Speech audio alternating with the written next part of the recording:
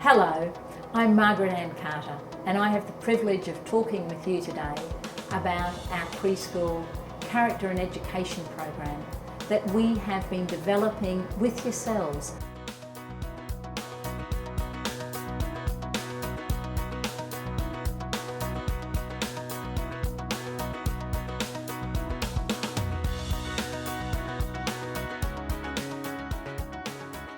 With our values in education, we've taken an identical approach with our social conventions. We've worked with educators within the school to identify what are the priority social behaviours, what are non-negotiable behaviours in terms of how children are going to be with others and how they're going to be within themselves. And so our educators identified specific areas of social and emotional behaviour that they deemed relevant, appropriate, essential, and that were also reflective of the psychosocial development of children at this stage in their lifespan journey. The way children talk with one another, the kind words, the nice words, and the educators framed speaking to please.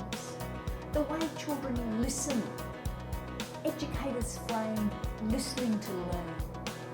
The way children move around the environment, that they gently move. The way children engage with one another, that they keep their hands to themselves, or gentle hands and gentle feet. And the way children communicate with one another inside and outside the classroom. And they've referred to this as gentle voices or calm voices. And what our educators agreed is that it's not essential that every preschool has an identical phrase, that every preschool has the phrase of speak to please.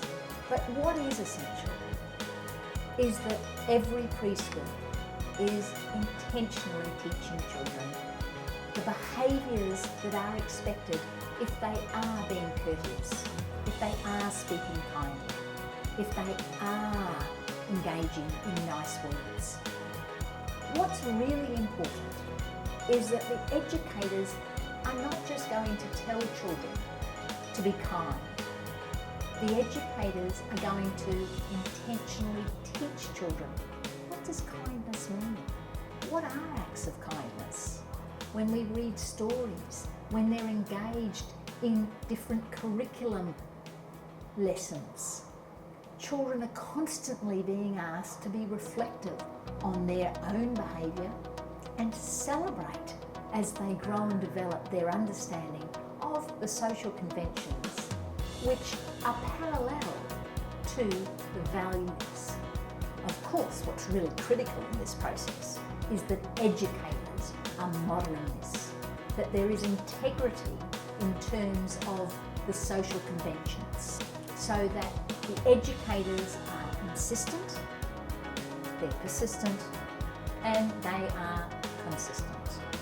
And so we don't just hear the social conventions when children make mistakes.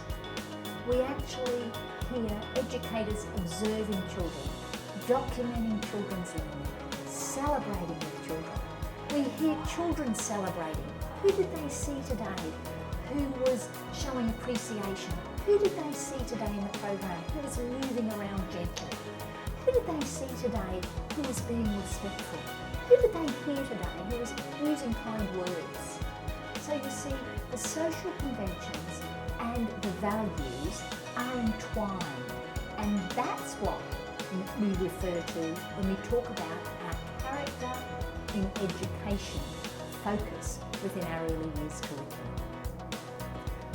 We're conscious when we do engage in the character and education focus, we've looked strongly at the literature. We've been informed by research and the literature in the social emotional wellbeing arena. So we know that social emotional behaviour is not intuitive. We know that we need to be intentional. We know that the relationship between the child and the caregivers with one another, the children with one another, is pivotal.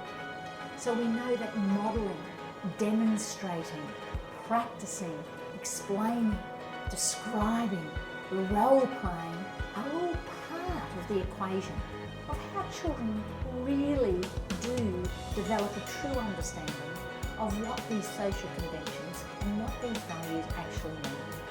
We know that every child is going to have a number of strengths, and that there may be some children whose strengths might be in an academic area, but they struggle in the social emotional area. Alternatively, we may have children who are gifted. They're master learners in the social emotional area. They do behave according to the social conventions. They do behave according to the values. Occasionally, they may have a mistake, but most often of the time, they're actually engaging appropriately. But they struggle in the academic component of their learning. They might struggle in the physical motor component of their learning. So as educators, we take a holistic view of the child. We acknowledge their strengths, we celebrate their strengths, but we look through the lens of Vygotsky.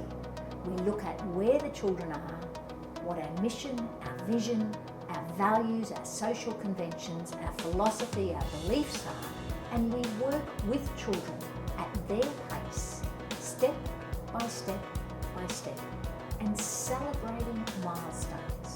So we work in partnership.